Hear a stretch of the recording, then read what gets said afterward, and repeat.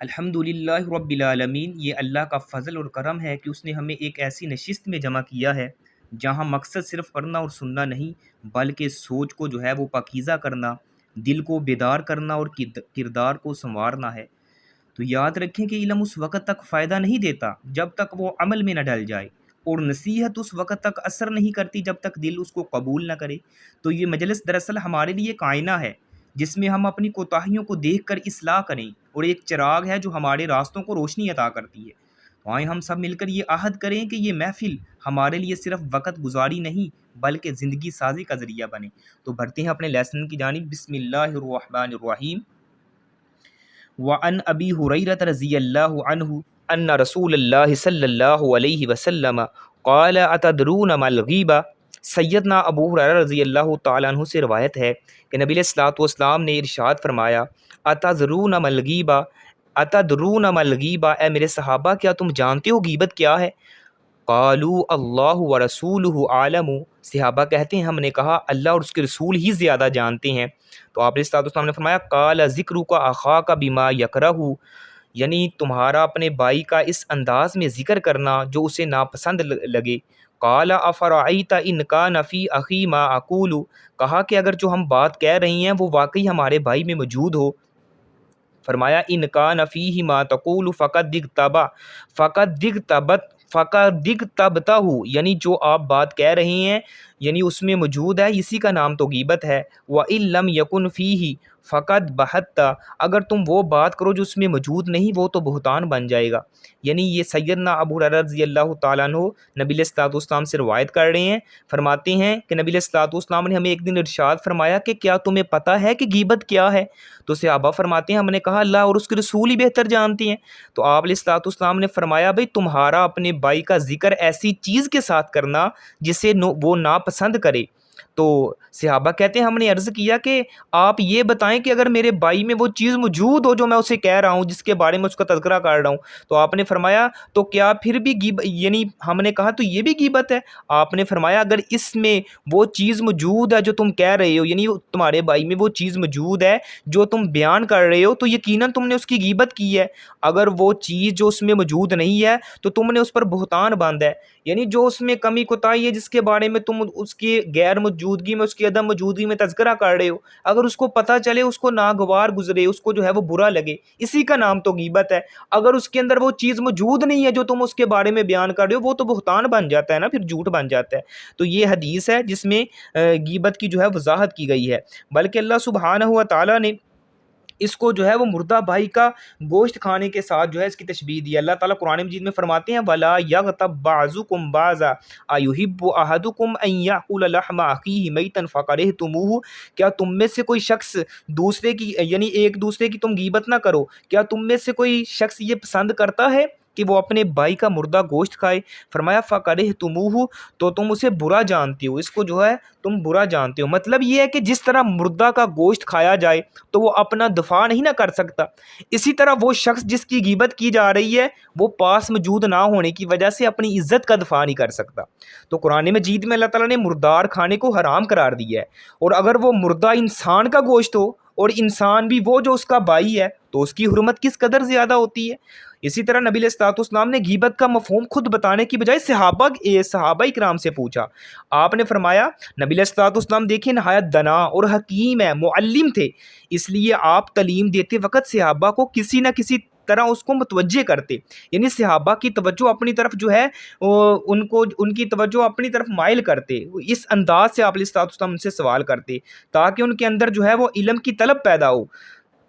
اور وہ بات کو اچھی طرح سمجھ سکے، ان کی جو ہے اچھی طرح ذہن میں بیٹھ جائے، اگر ان کے ذہن میں کوئی اشکال ہے تو وہ بھی صاف ہو جائے۔ اس طرح آپ علیہ الصلوۃ والسلام کا یہ حکیمانہ انداز اور سوالیہ یعنی وہ انداز ہوتا تھا تاکہ صحابہ کرام کا ان کی طرف جو ہے وہ پوری طرح متوجہ ہو کے بات سنیں تاکہ ان کے جو ذہنوں میں اشکال ہیں وہ ختم ہو جائیں۔ اسی حوالے سے ابو سعید بن معلہ رضی اللہ تعالیٰ عنہ سے آپ نے فرمایا کہ میں مسجد سے نکلنے سے پہلے تمہیں قرآن کی سب سے بڑی سورت بتاؤں گا۔ جب آپ مسجد سے نکلنے لگے تو صحابی نے ہاتھ پکڑ کر وعدہ یاد دلایا کہ آپ نے فرمایا تھا کہ میں تمہیں مسجد سے نکلنے سے پہلے ایک قرآن کی بڑی سورت کے بارے میں بتاؤں گا، تو آپ نے یعنی بتایا نہیں ہے، آپ نے فرمایا وہ سورت فاتحہ ہے۔ یعنی آپ علیہ الصلوۃ والسلام نے صحابہ کے اندر پہلے پہلے انٹرسٹنگ پیدا کی، تاکہ ان کے اندر جب یہ میں سوالیہ نشان پیدا کروں گا تو ان کے اندر علم کی طلب ہوگی، اور علم کی طلب سے وہ مجھ سے سوال کریں گے، اور جب وہ سوال کریں گے تو وہ جواب جو ہوگا ان کو کافی عرصہ تک وہ یاد رہے گا، یعنی ان کو بھولے گا نہیں۔ اس انداز سے آپ ان کو سوالیہ انداز سے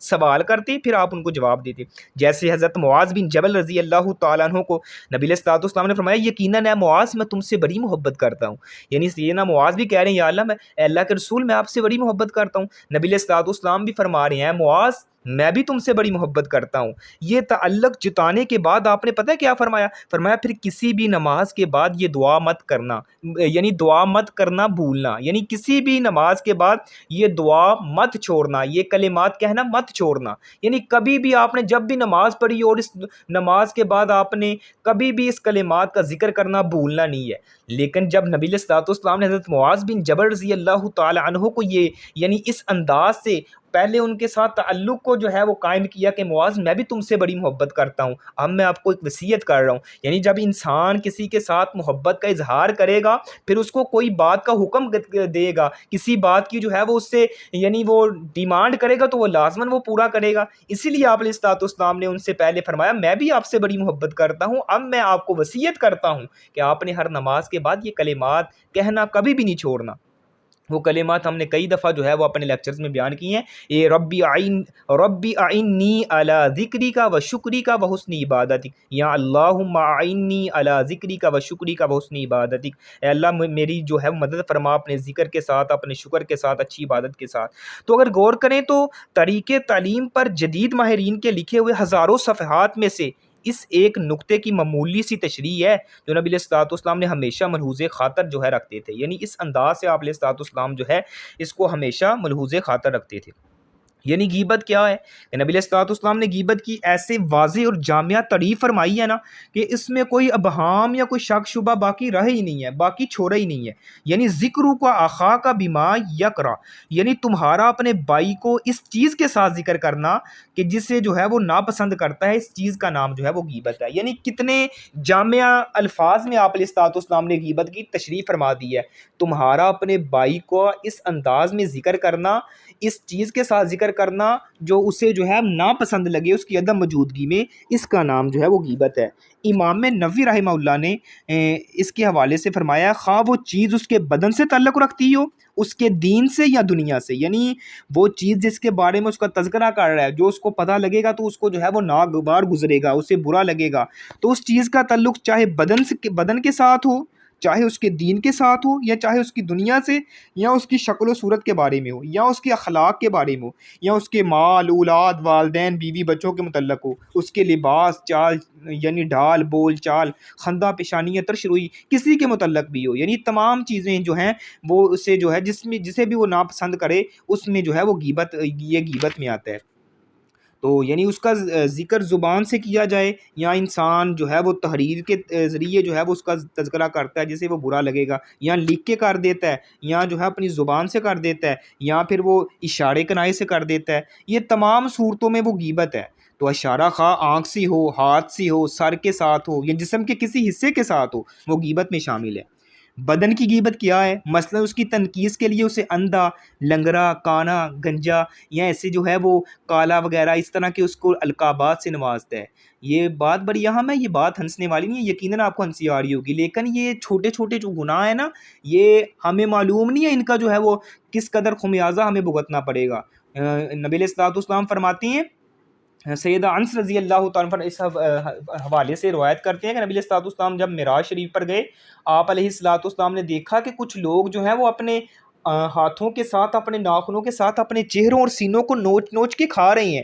تو نبی علیہ الصلوۃ والسلام نے حضرت جبرائیل سے پوچھا یہ کون لوگ ہیں بھائی جو اپنے ہی ہاتھوں سے، اپنے ناخنوں سے اپنے چہروں اور سینوں کو نوچ نوچ کے کھا رہے ہیں؟ فرمایا یہ تمہاری امت کے وہ بدبخت لوگ ہیں جو دنیا میں رہ کر اپنے بھائیوں کی عزتوں کو پامال کیا کرتے تھے، یعنی ان کی عزتوں کو اچھالتے تھے، ان کی غیبت کیا کرتے تھے، اس وجہ سے جو ہے یہ اپنے ہی ہاتھوں سے اپنے چہروں اور سینوں کو نوچ نوچ کے کھا رہے ہیں۔ یہ کوئی معمولی گناہ نہیں ہے۔ اسی طرح امام محمد بن کعب رحمہ اللہ سے کسی نے سوال کیا کہ امام صاحب آدمی کی سب سے بری ترین حرکت کون سی ہے، وہ ہمیں بتائیں کہ آدمی کی سب سے بری ترین حرکت کون سی ہے۔ امام محمد بن کعب رحمہ اللہ فرماتے ہیں کہ آدمی کی سب سے بری ترین حرکت یہ ہے کہ وہ اپنے بھائی کی عزت کو پامال کرے، اس کی جو ہے زبان سے اس کے بھائی کی عزت محفوظ نہیں ہے۔ اسی طرح ایک دن سیدہ عائشہ صدیقہ رضی اللہ تعالی عنہا، نبی علیہ الصلوۃ والسلام کی بڑی پیاری بیوی ہیں، بڑی محبت والی، اور نبی علیہ الصلوۃ والسلام کی انہوں نے خلوت بھی بیان کی ہے، جلوت بھی بیان کی ہے۔ اس قدر آپ علیہ الصلوۃ والسلام کو یعنی ان کے ساتھ محبت تھی کہ آپ علیہ الصلوۃ والسلام جناب محمد رسول اللہ صلی اللہ علیہ وسلم فرماتے ہیں کہ عائشہ کو باقی یعنی عورتوں پر ایسی فضیلت حاصل ہے جیسے سرید کو جو ہے باقی کھانوں میں فضیلت حاصل ہوتی ہے۔ یعنی سرید وہ ہوتی ہے شوربہ ہو، اس کے اندر جو ہے وہ روٹی کے لقمے توڑ کے جو ہیں وہ شوربے کے اندر ڈال کے ان کو مکس کیا جاتا ہے، ان کا جو مکسچر بنتا ہے نا اس کو سرید کہتے ہیں۔ تو نبی علیہ الصلوۃ والسلام فرماتے ہیں وہ آپ علیہ الصلوۃ والسلام جو ہیں وہ اس سرید کو، اس فوڈ کو، اس خوراک کو پسند کیا کرتے تھے، یعنی کہتے ہیں کہ وہ تمام کھانوں سے مجھے پسند ہے۔ اسی طرح آپ علیہ الصلوۃ والسلام نے فرمایا جس طرح سرید کو باقی تمام کھانوں سے فوقیت حاصل ہے نا، اسی طرح سیدہ عائشہ صدیقہ رضی اللہ تعالی عنہا کو باقی عورتوں پر فضیلت حاصل ہے۔ یعنی اس قدر آپ علیہ الصلوۃ والسلام کو سیدہ عائشہ صدیقہ رضی اللہ تعالی عنہا کے ساتھ محبت تھی، اور آپ علیہ الصلوۃ والسلام کو کس قدر محبت تھی اس کی بے شمار حدیثیں، اگر ایک ایک بیان کرتے چلے جائیں تو ٹائم ختم ہو سکتا ہے، لیکن جو ہے وہ ان کی عظمت اور شان نہیں ختم ہو سکتی۔ تو انہوں نے ایک دن نبی علیہ الصلوۃ والسلام کی دوسری بیوی حضرت صفیہ رضی اللہ تعالیٰ عنہ کے متعلق یعنی کچھ ایسے کلمات کہے، یعنی ان کا یعنی فرمایا قضا و قضا، یعنی وہ ایسی ایسی ہیں، یعنی ان کا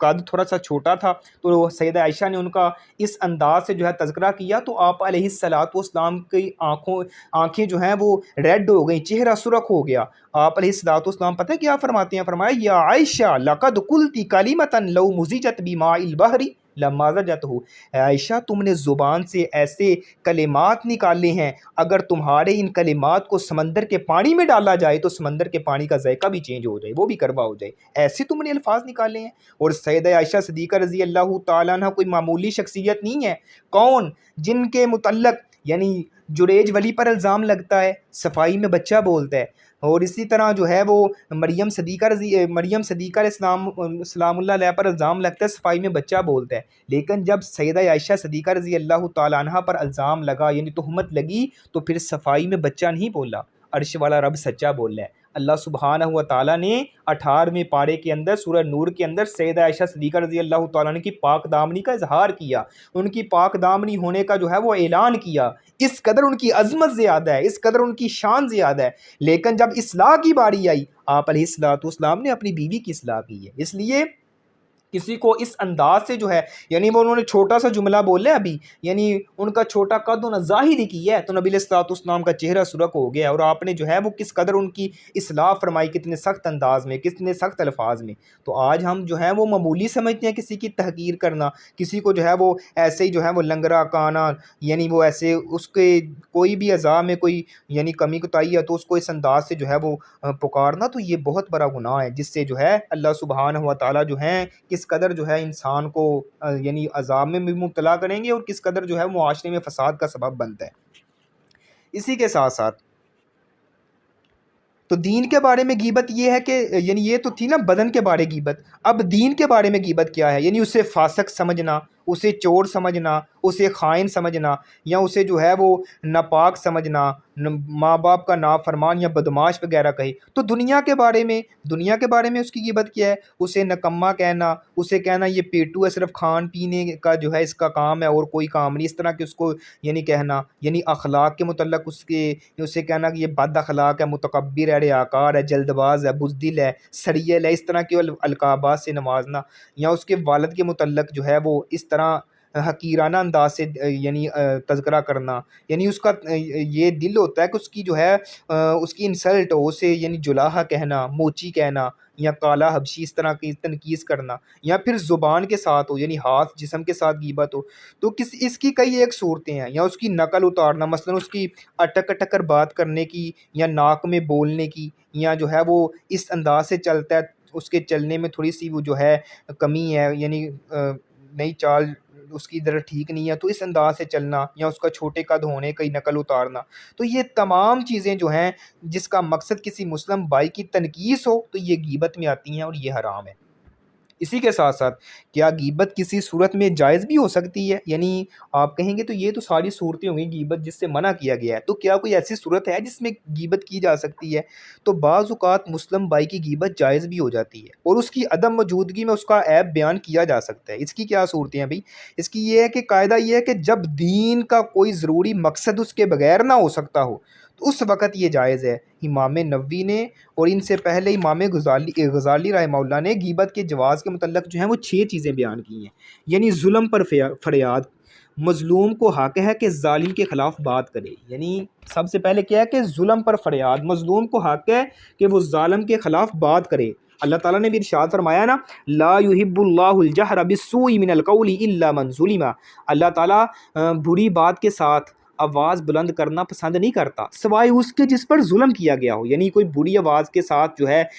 وہ آواز کو بلند کرے تو اس کو جو ہے اللہ تعالیٰ پسند نہیں کرتا سوائے اس شخص کے جس پر ظلم کیا گیا ہے۔ اور دوسری بات نبی علیہ السلام نے فرمایا، اِنَّ لِصَاحِبِ الْحَقِّ مَقَالًا، حق والے کو بات کرنے کی گنجائش ہے، بہتر یہ ہے کہ وہ بادشاہ یا قاضی یا ایسے شخص کے پاس اپنی مظلومیت کا تذکرہ کرے جو اس کی مدد کر سکتا ہے۔ یعنی شرط ساتھ یہ لگائی ہوئی ہے، شرط یہ نکل رہی ہے کہ آپ یہ نہیں ہے کہ اس کی جو ہے وہ مظلوم یعنی اس کا ظلم جو ہے ایرے گہرے ہر بندے کو بیان کرنا شروع کر دینا، آپ اس کا جو ہے وہ اگر آپ کو اس کے بارے میں کوئی شک ہے، کوئی ایسی جو ہے وہ آپ کو رنجش ہے، تو اس کی جو ہے وہ اس ساتھی کے ساتھ تذکرہ کریں جو آپ کی مدد کر سکتا ہے، اس کو روک سکتا ہے، اس کے پاس اختیار ہے، قاضی ہے، وقت کا حکمران ہے، یا کوئی ایسے کوئی سربراہ ہے اپنے گاؤں کا، تو اس کے ساتھ آپ ڈسکس کریں تاکہ اس کی اصلاح کی جا سکے۔ ایسے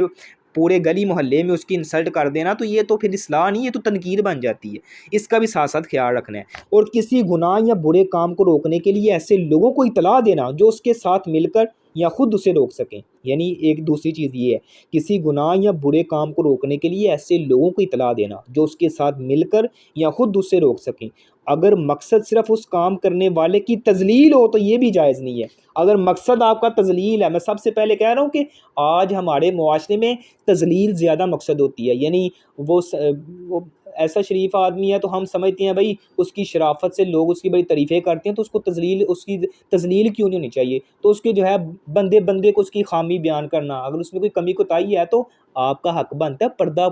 ڈالنے والے بنے، یعنی جب پردہ ڈالیں گے کسی کے ایپ پر، اللہ آپ کے ایپ پر پردہ ڈالے گا۔ تو یہ چھوٹی چھوٹی باتیں جو ہیں یہ انسان کو جو ہیں وہ اگر ان پر وہ اگنور کرتا ہے، تحمل برداشت یعنی اپنے دل میں بردباری لے کے آتا ہے، عفو لے کے درگزر لے کے آتا ہے، تو اللہ جو ہے اس انسان کی عظمت کو بلند کرتا ہے، اللہ اس انسان کی عزت کو بڑھاتا ہے۔ اگر وہ چھوٹی چھوٹی باتوں کو ایسے جو ہے وہ پھیلانا شروع کر دیتا ہے نا تو وہ کبھی بھی کامیاب نہیں ہو سکتا، وہ دنیا کی نظروں میں بھی جو ہے وہ کامیاب نہیں ہو سکتا۔ جس کو وہ چیزیں بیان کر رہا ہوتا ہے اس کے دل میں کیا آئے گا، بھائی یہ مخلص نہیں ہے، بھائی اس کا اس کے ساتھ بڑا تعلق ہے، یہ اس کے ساتھ مخلص نہیں، اس کی باتیں آگے مجھے بتاتا ہے، ایسے جب کسی کے پاس جائے گا تمہاری باتیں اس کو جا کے بتائے گا۔ تو یہ چیزیں جو ہیں خاص طور پہ یہ اکثر خواتین میں ہوتی ہیں، معذرت کے ساتھ آپ غصہ نہ کرنا، شاید آپ کو برا لگے، لیکن ان چیزوں کا آپ نے خاص خیال رکھنا ہے۔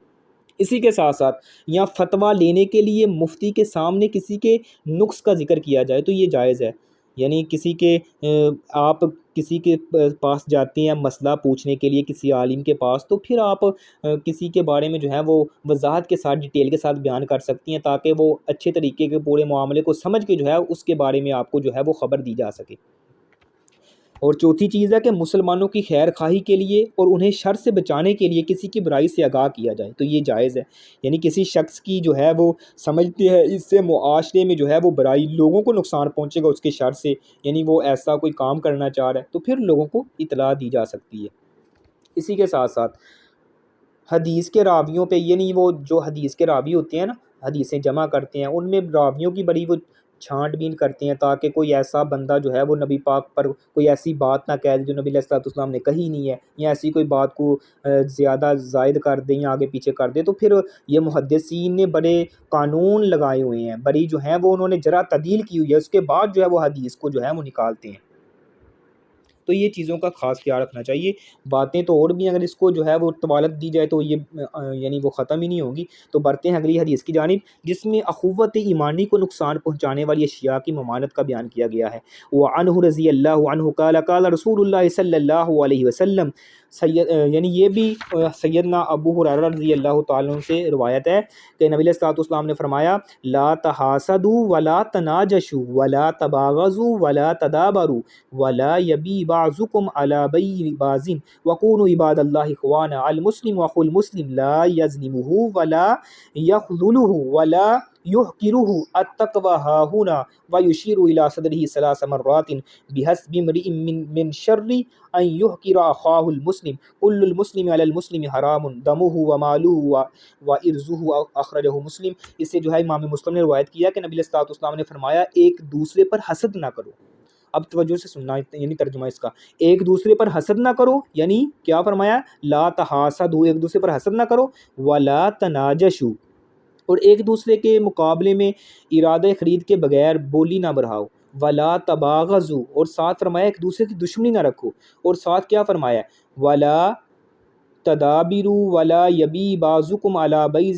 بیع بعض نہ ایک دوسرے کے ساتھ حسد کرنا ہے نہ ایک دوسرے کے مقابلے میں خرید کے بغیر بولی نہ بڑھائی جائے ایک دوسرے سے دلی دشمنی نہ رکھی جائے ایک دوسرے سے قطع تلقی نہ کی جائے اور تم میں سے کوئی اپنے بھائی کی بیع پر بیع نہ کرے یعنی سودے پر سودا نہ کرے اور اللہ کے بندوں بھائی بھائی بن جاؤ. مسلمان کا بھائی ہے نہ اس پر ظلم کرتا ہے نہ اس کی مدد چھوڑتا ہے اور نہ اسے حقیر جانتا ہے. اور نبی علیہ الصلوۃ والسلام نے فرمایا تقوی یہاں ہے یعنی تقوی یہاں ہے. آپ نے اپنے سینے کی طرف 3 مرتبہ اشارہ کیا 3 مرتبہ اشارہ کر کے فرمایا تقوی یہاں ہے تقوی یہاں ہے تقوی یہاں ہے یعنی تقوی دل میں ہے. 3 دفعہ آپ نے اشارہ فرمایا کہ آدمی کا برا ہونے کے لیے اتنا ہی کافی ہے کہ وہ اپنے مسلم بھائی کو حقیر جانے یعنی آدمی کے برا ہونے کے لیے اتنا ہی کافی ہے کہ وہ اپنے بھائی کو جو ہے وہ حقیر جانے. تو مسلمان کی ہر چیز مسلمان پر حرام ہے. یہ ترجمہ کر رہا ہوں حدیث کا. مسلمان کی ہر چیز مسلمان پر حرام ہے. اس کا خون اس کا مال اس کی عزت یعنی اخاہ المسلم کل المسلم علی المسلم حرام دمہ ومالہ وعرضہ اس کا خون اس کا مال اس کی عزت یہ تمام جو ہے مسلمانوں پر حرام ہے. اب اس کی وضاحت میں چلے جاتے ہیں. یعنی لا تحاسدوا یہ باب تفاعل سے ہے یعنی جو 2 شخصوں کے درمیان ہوتا ہے ایک دوسرے پر حسد مت کرو. کوئی حسد کرے تو اس کے جواب میں بھی آپ نے جو ہے وہ حسد نہیں کرنا. حالانکہ برائی کا بدلہ برائی سے وہ دینے کی اجازت ہے لیکن یہاں پہ کیا ہے لا تحاسدوا آپ نے حسد نہیں کرنا آپس میں حسد نہ کرو. وجزاء سیئۃ سیئۃ مثلھا برائی کا بدلہ اس جیسی برائی ہے مگر مسلمان پر حسد کے جواب میں بھی حسد جائز نہیں ہے. تو جو تم پر حسد نہیں کرتا اس پر حسد تو بطریق اولیٰ حرام ہے. حسد کی تفصیل اور علاج کے لیے ہم نے جو ہے وہ پیچھے کئی حدیثیں پڑھی ہیں تو جن کا جو ہے وہ تفصیل سے ہم نے جو ہے وہ یعنی تذکرہ کیا ہے. تو ولا تناجشوا یہ بھی باب تفاعل سے ہے. لغت میں نجش کا معنی ہوتا ہے شکار کو اس کی جگہ سے اٹھانا اور نکالنا تاکہ پھر اسے شکار کیا جا سکے. تو یہاں مراد کیا ہے کہ جب کوئی سامان فروخت کر رہا ہو تو بولی میں اس کی قیمت لگائی جا رہی ہو تو کوئی شخص دوسرے سے بڑھ کر اس کی قیمت لگا دے جبکہ اس کا ارادہ خریدنے کا نہ ہو تاکہ دھوکے میں اگر کوئی دوسرا شخص اس سے بڑھ کر قیمت لگا کر پھنس جائے تو یہ دھوکہ ہے اور ایک دوسرے کے مقابلے میں بھی ایسا کرنا حرام ہے. یعنی آپ کو یعنی آپ دیکھتے ہیں کسی جگہ کوئی سودا فروخت ہو رہا ہے تو آپ جو سودا فروخت کر رہے ہیں اس کی طرفداری کے لیے پتہ ہے کیا کرتے ہیں اس کے ساتھ مل کے یعنی وہ بعض اوقات لوگ دکاندار ملے ہوتے ہیں وہ کوئی سودا خریدنے لگتا ہے نا تو وہ سودا لگا رہا ہے یہ مجھے 50 کی دے دے 50 کی وہ اس کا لینے کا ارادہ نہیں ہوتا. وہ کہتا ہے یار میں 60 روپے دیتا ہوں مجھے دے دے. وہ کہتا نہیں مجھے اور زیادہ چاہیے. اب وہ گاہک پریشان ہو جاتا ہے یار مجھے یہ چیز پسند آئی ہے تو میں نے اس کو لینا ہے میں نے تو 50 روپے یعنی ارادہ کیا وہ اب دوسرا بندہ آ کے 60 روپے کہہ رہا ہے چلو اب میں 70 روپے کی لے لیتا ہوں. دوسرا بندہ کہتا ہے چلو میں 80 روپے کی دیتا ہوں. تو ایسے اس کا ارادہ نہیں ہوتا دوسرے بندے کا وہ ایسے ہی جو ہے بولی بڑھا رہا ہوتا ہے تاکہ دوسرے بندے کو دھوکہ دے گاہک جو ہے وہ جلدی جلدی زیادہ پیسے دے کے جو ہے وہ چیز خرید لے. تو ایسی سودا بازی کرنا شریعت نے اس کو حرام قرار دی ہے. اسی طرح فرمایا ولا تدابروا ولا تباغضوا نہ ہی آپ نے جو ہے وہ لا تباغضوا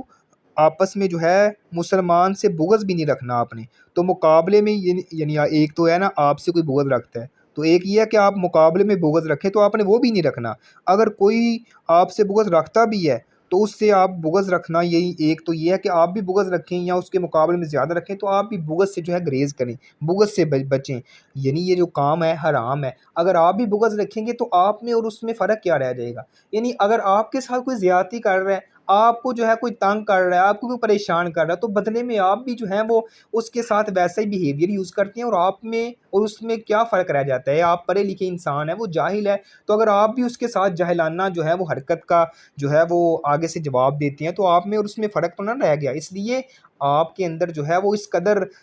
یعنی وہ جذبہ خیر ہونا چاہیے کہ کوئی بات نہیں ہے، اس کی وجہ سے مجھے تکلیف پہنچی ہے تو کوئی بات نہیں، میں تو اگنور کر لوں گا، میں تو جو ہے وہ اس کو برداشت کر لوں گا، لیکن میری وجہ سے، میری ذات کی وجہ سے کسی کو اذیت نہیں پہنچنی چاہیے۔ یعنی میری ذات کی وجہ سے کوئی پریشان نہ ہو، میری ذات کی وجہ سے کسی کی آنکھوں میں آنسو نہ آئے، میری ذات کی وجہ سے کسی کی زبان پر جو ہے وہ شکوے شکایت نہ نکلے، میری ذات کی وجہ سے کسی کے وہ دل کے اوپر جو ہے وہ کوئی گرا نہ گزرے۔ یعنی اس انداز سے آپ کا بیہیویئر ہونا چاہیے۔ اسی کے ساتھ ساتھ فرمایا ولا تدابرو، تو ایک دوسرے کے ساتھ جو ہے وہ پیچھے نہیں ہٹنا، اس انداز سے، یعنی قطع تلقی نہیں کرنی، ایک دوسرے سے بول چال بند نہ کرو، کیونکہ جب آدمی ایک دوسرے کو چھوڑ دیتا ہے تو وہ ایک دوسرے سے منہ پھیر لیتے ہیں، تو یہ حالت صرف 3 دن سے زیادہ جو ہے رکھنا جو ہے وہ حرام ہے۔ 3 دن تک آپ ناراضگی کسی سے رکھ سکتے ہیں، اس سے زیادہ رکھنا جو ہے وہ حرام ہے۔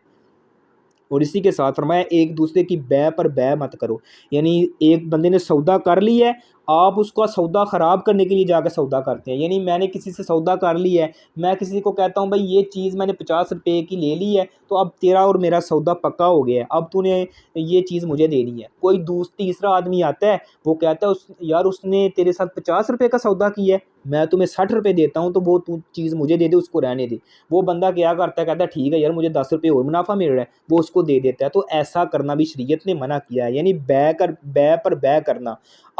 آپ کو پتہ ہے کہ میرے دوسرے بھائی کا سودا ہوا ہے، آپ سودے کو خراب کرنے کے لیے جا کے سودے پہ سودا کرتے ہیں، تو اس چیز سے بھی منع کیا گیا ہے۔ جب 2 مسلمانوں کی آپس میں بیع ہو چکے تو کسی مسلمان کے لیے یہ جائز نہیں ہے وہ بیچنے والے سے کہے کہ تم یہ چیز میرے ہاتھ میں فروخت کرو، میں تمہیں زیادہ قیمت دیتا ہوں۔ نہ خریدنے والے سے یہ کہنا جائز ہے کہ تم یہ چیز مجھ سے خریدو، میں تمہیں سستی دیتا ہوں، پہلی بیع فسخ کر دو، تو اس سے آپس میں شدید عداوت پیدا ہوتی ہے۔ اسی طرح اگر 2 فریقوں میں نکاح کی بات طے ہو چکی ہے، یعنی آج ہمارے معاشرے میں سمجھ لیں کہ منگنی ہو چکی ہے کسی کی، یعنی رشتہ پکا ہو گیا، ابھی نکاح نہیں ہوا، تو نکاح نہیں ہوا، منگنی ہوگی ہے، یعنی بات طے ہو چکی ہے رشتے کی، تو اب کسی تیسری فریق کا حق نہیں بنتا جا کے جو ہے وہ کہے یار ان سے رشتہ توڑو اور ہم سے جوڑو۔ آپ کو پتہ ہے ان کا رشتہ ہوا ہے، بات طے ہو چکی ہے، لیکن ابھی شادی نہیں ہوئی، شادی کو ابھی یعنی وہ کام باقی ہے، صرف وہ رشتہ طے ہوا ہے، تو یعنی رشتے پہ رشتہ جا کے کرنا، اس سے بھی شریعت نے منع کیا ہے۔ یعنی یہ باتیں بڑی اہم ہیں، لیکن ہمارے معاشرے میں ان کو یعنی اہم نہیں سمجھا جاتا، یہ ہمارے معاشرے میں برائیاں پائی جا رہی ہیں آج، جو یعنی انتشار کا سبب بنتی ہیں۔ اب رشتہ داروں میں جو ہیں وہ پھوٹیں اور عداوتیں کیوں ہیں؟ اسی وجہ سے ہیں، یہ تمام چیزیں ہمارے معاشرے میں پائی جا رہی ہیں، ان کو پتہ ہی نہیں ہے لوگوں کو کہ یہ کتنے بڑے گناہ ہیں۔ اس لیے شریعت نے ہر چیز کو کھول کے بیان کیا ہے۔ اگر صحیح معنوں میں کتاب و سنت کا مطالعہ کیا جائے نا، آپ کے کوئی اشکال، آپ کے کوئی سوال ایسے ہے ہی نہیں جس کا شریعت نے جواب نہ دیا ہو۔ اسلام نے ہمیں ہر چیز کو جو ہے ہر پہلو کو کھول کے بیان کیا ہے۔ کوئی دنیا کائنات میں ایسا سوال ہے ہی نہیں جس کا شریعت میں جواب نہ ہو، شریعت اس کا جواب نہ دیتی ہو۔ اس لیے شریعت کی طرف آپ جو ہے اپنا راستہ کریں گے، اپنا جو ہے وہ اپنا یعنی اس کو فالو کریں گی، تو آپ کے ہر سوال کا جواب شریعت جو ہے آپ کو دینے کے لیے تیار ہے۔ یعنی شریعت، یعنی کیا بات ہو رہی ہے کہ اگر آپ کا کسی کے ساتھ رشتہ طے ہوا ہے، آپ کو پتہ ہے فلاں فیملی نے فلاں فیملی میں رشتہ طے کیا، تو اب تیسری فیملی کا حق نہیں بنتا ان کو جا کے کہے کہ ان سے رشتہ توڑ کے ہمارے ساتھ جوڑو۔ تو یہ اس چیز سے بھی منع کیا، نہ سودے پہ سودا کرنا ہے، نہ ہی رشتے پہ جا کے رشتہ کرنا ہے، اس چیز سے بھی اسلام اور شریعت نے منع کیا ہوا ہے۔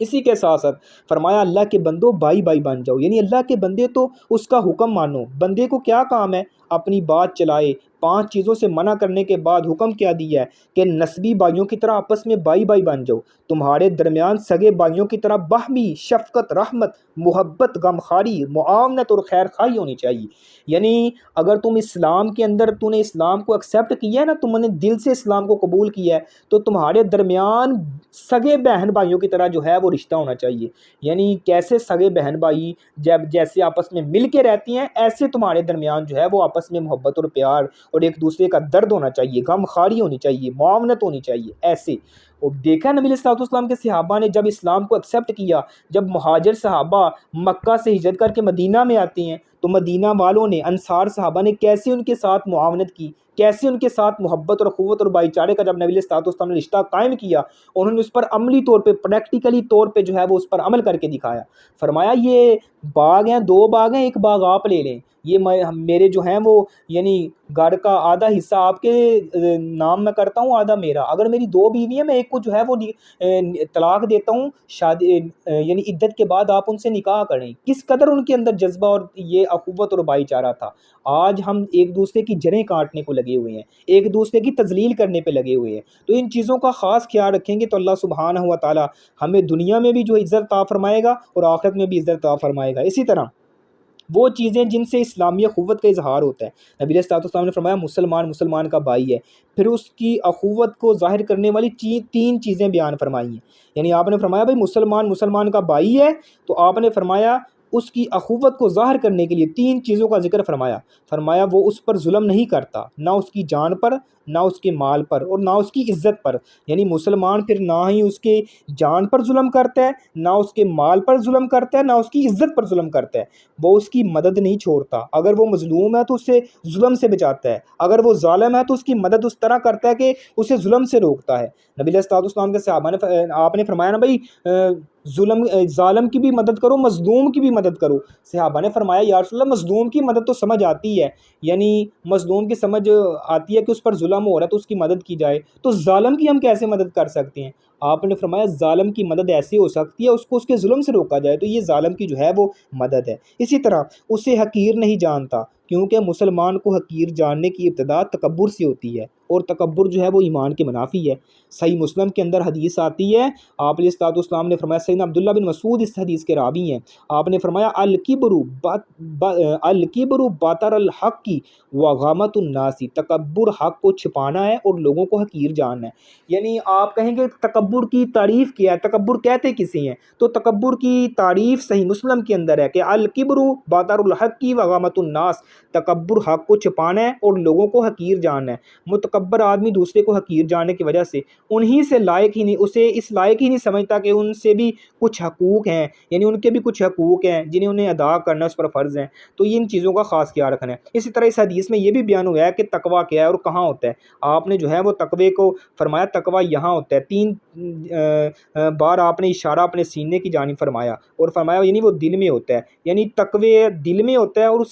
اس کا اثر تمام اعضاء پر ظاہر ہوتا ہے۔ جب انسان کے اندر وہ تقویٰ صحیح معنوں میں آ جائے تو اس کا اثر انسان کے پورے جسم پر جو ہے وہ تمام اعضاء پر ظاہر ہوتا ہے۔ تو مسلمان کو حقیر جاننے کا گناہ، یعنی آدمی کو برا ہونے کے لیے اتنا ہی کافی ہے کہ وہ اپنے مسلم بھائی کو حقیر جانے۔ آپ نے فرمایا بھائی مسلمان کے لیے برا ہونے کے لیے اتنا ہی کافی ہے کہ وہ دوسرے مسلمان بھائی کو حقیر سمجھتا ہے، تو اسے حقیر جاننے کی ایک وجہ تکبر ہے۔ تکبر اللہ تعالیٰ سے مقابل ہے، یعنی یہ صرف اللہ تعالیٰ کو زیب دیتا ہے۔ اللہ تعالیٰ نے فرمایا الکبریاء ردائی والعظمۃ ازاری فمن نازعنی واحدا منہما فقذفتہ فی النار۔ یہ صحیح ابو داؤد کے اندر حدیث ہے کہ کبریائی میری چادر ہے اور عظمت میری ازار ہے، جس شخص نے ان دونوں میں سے کسی ایک پر مجھ سے مقابلہ کیا تو اسے میں آگ میں پھینک دوں گا۔ یعنی آپ نے فرمایا یعنی یہ تکبر جو ہے وہ میری چادر ہے اور عظمت میری ازار ہے۔